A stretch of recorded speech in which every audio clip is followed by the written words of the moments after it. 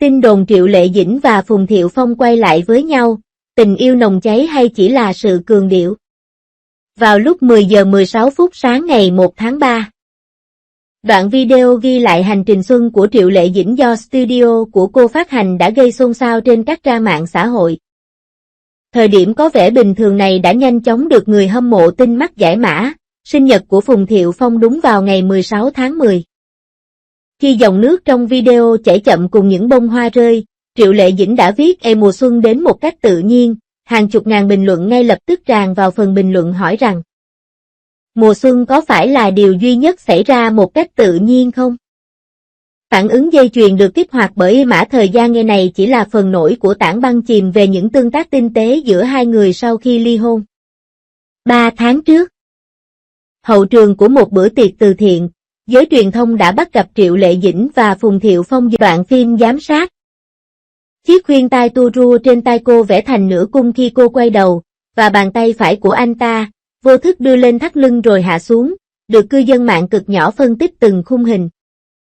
Hành động đưa tay đó rõ ràng là trí nhớ cơ bắp khi giúp cô ra khỏi xe trước đó. Các luồng thông tin trên mạng xã hội giống như một điệu nhảy hiện đại được biên đạo cẩn thận. Trong clip Long Time No See mà Phùng Thiệu Phong chia sẻ trên Douyin vào tháng trước, lời bài hát Anh đến thành phố của em trùng khớp với bối cảnh quay bộ phim mới của Triệu Lệ Dĩnh.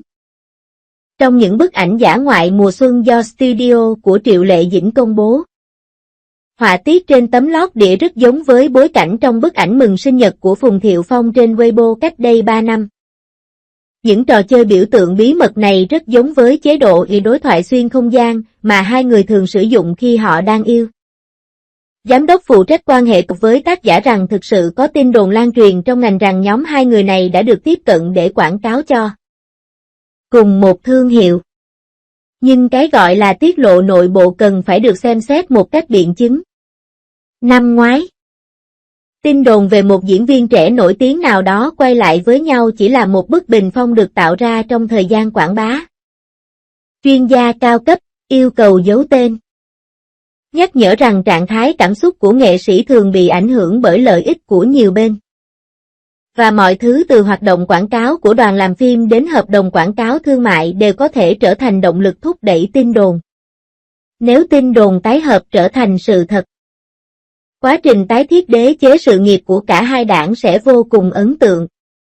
Trong khi Triệu Lệ Dĩnh đã đạt đến đỉnh cao diễn xuất với điều 20.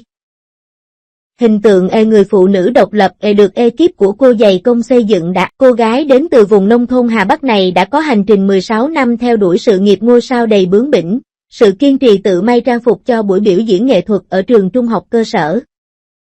Và sự kiên trì thử giọng liên tục 87 lần trong những ngày đầu trôi dạt đến Bắc Kinh, giờ đây đã trở thành những câu nói vàng trong sách giáo khoa truyền cảm hứng.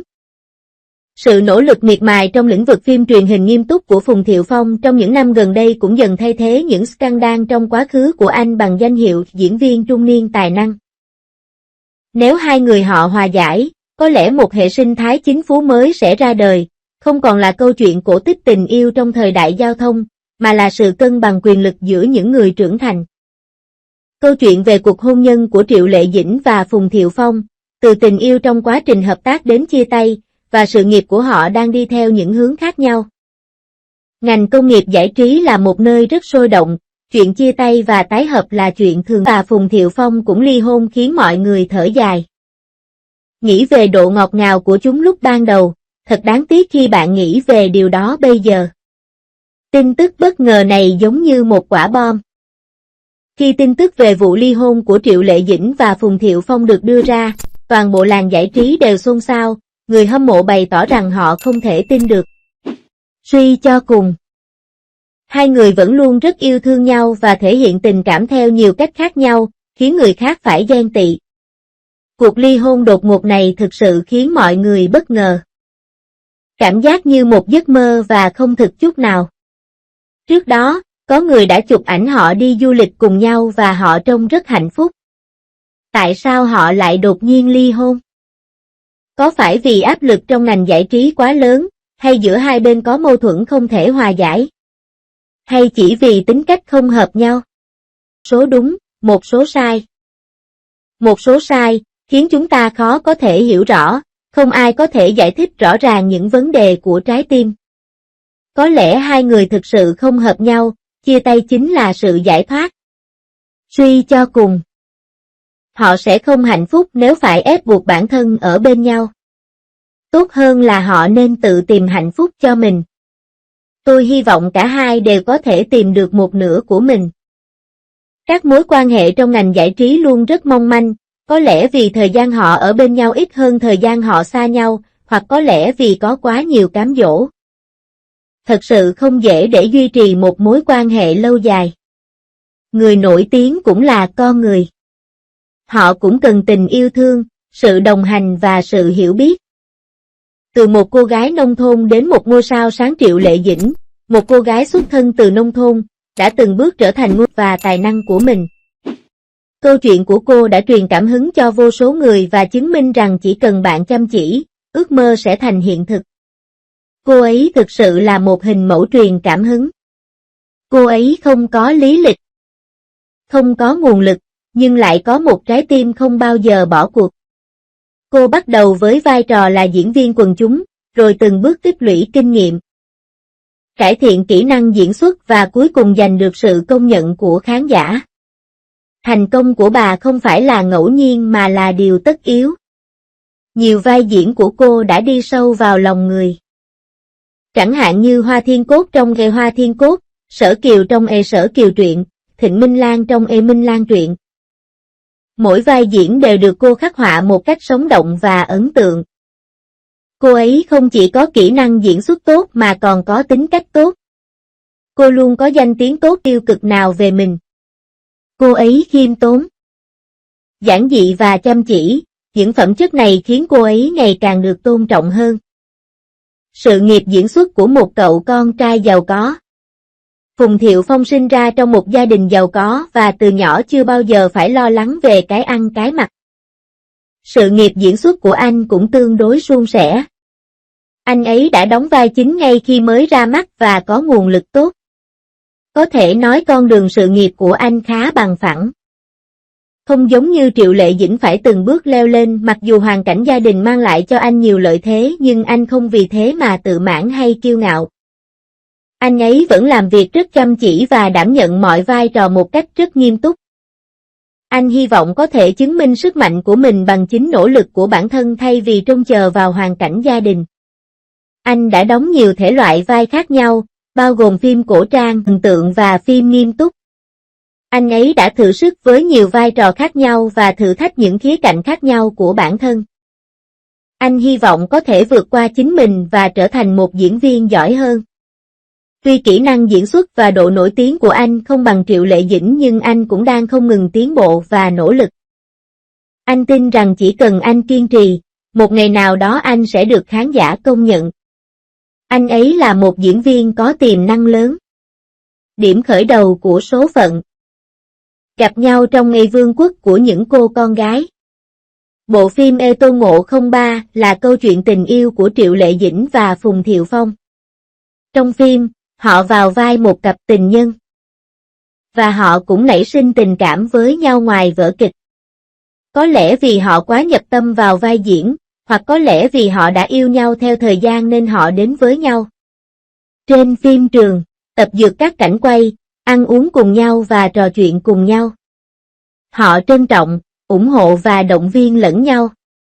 Dần dần, họ nhận ra rằng họ có nhiều điểm chung và nhiều sở thích chung. Tất cả họ đều có chung niềm đam mê diễn xuất, cùng thái độ sống, đều thích lối sống giản dị, tự nhiên, thực tế, đều thích du lịch, chụp ảnh, đọc sách và có nhiều sở thích chung. Trong quá trình quay phim, họ đã trải qua rất nhiều khoảnh khắc khó quên, cùng nhau leo núi, cùng nhau ngắm bình minh, cùng nhau ngắm hoàng hôn. Cùng nhau ngắm sao, cùng nhau chia sẻ niềm vui, cùng nhau chia sẻ nỗi đau, tình cảm giữa họ ngày càng sâu đậm hơn. Nhìn thì ngọt ngào nhưng thực chất ẩn chứa nguy hiểm. Sau khi tin tức về cuộc hôn nhân của họ được công bố, mọi người đều gửi lời chúc phúc. Nghĩ rằng họ là một cặp đôi hoàn hảo được tạo ra từ thiên. Nhưng không ai ngờ rằng cuộc hôn nhân này lại ngắn ngủi và mong manh đến vậy.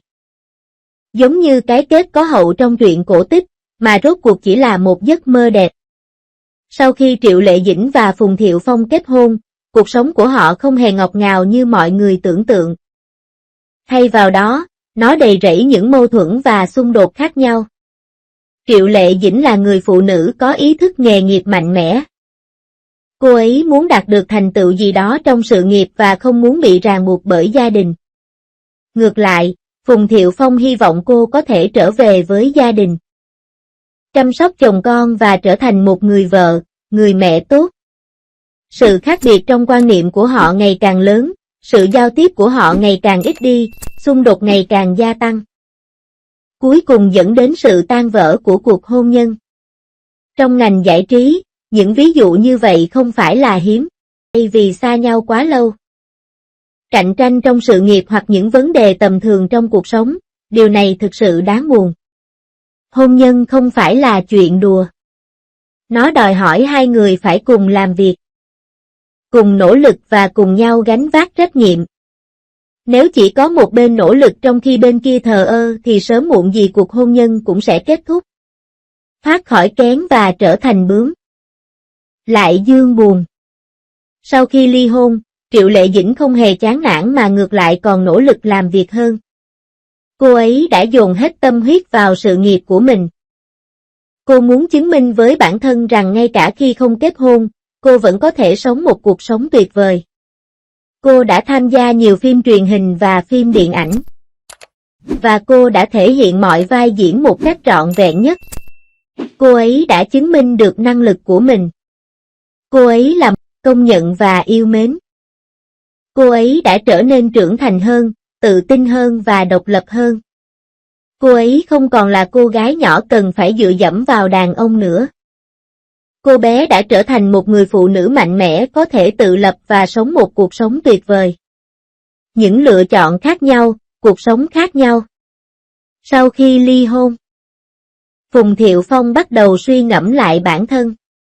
Anh bắt đầu xem xét lại cuộc đời mình, bắt đầu suy nghĩ về những gì mình muốn và bắt đầu tìm ra hướng đi riêng cho mình. Anh đã thử nhiều vai diễn và phong cách diễn xuất khác nhau. Anh hy vọng có thể vượt qua chính mình và thử thách bản thân. Anh hy vọng tìm được vị trí của riêng mình và bắt đầu lại. Có lẽ, cuộc hôn nhân của anh và Triệu Lệ Dĩnh là một sai lầm, nhưng sai lầm này cũng khiến anh trưởng thành hơn rất nhiều, khiến anh hiểu được điều mình muốn và hiểu rõ bản thân mình hơn. Cuộc sống của mỗi người đều khác nhau. Mỗi người đều có lựa chọn riêng và mỗi người đều có con đường riêng để đi.